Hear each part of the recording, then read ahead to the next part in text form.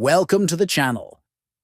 If you're looking to permanently delete your Airbnb account using the mobile app, you're in the right place. In this video, I'll guide you through each step so you can easily remove your account without any confusion. Make sure to follow along carefully until the end. First, open the Airbnb app on your smartphone.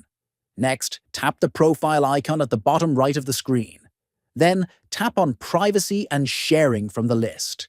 Now scroll down and select Delete your account.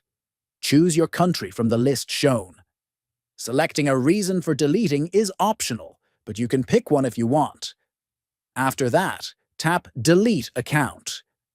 A confirmation screen will appear. Tap Delete Account again.